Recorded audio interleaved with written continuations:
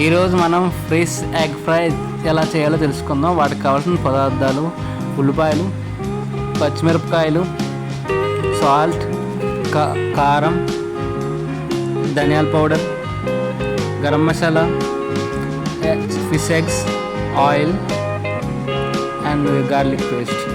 ఒక కళాయి తీసుకొని అందులో ఆయిల్ వేసుకొని వేడి చేసుకోండి.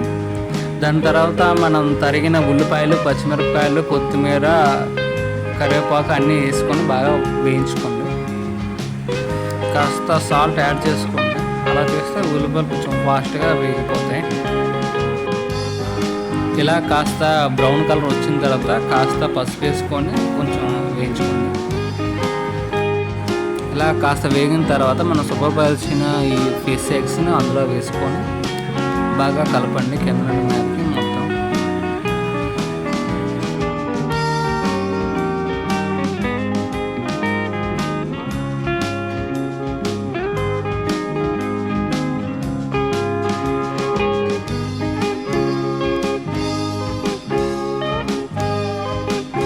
ఇలా బాగా వేగిపోయిన తర్వాత రుచికి తగ్గట్టుగా కారం, ఉప్పు, గరం మసాలా, ధనియాల పౌడర్ అన్నీ వేసుకొని బాగా కలుపుకోండి.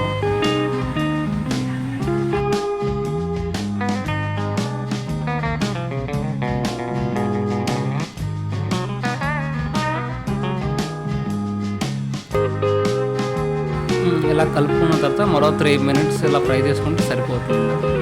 మన ఫిష్ ఎగ్స్ ఫ్రై రెడీ అయిపోయినట్టు.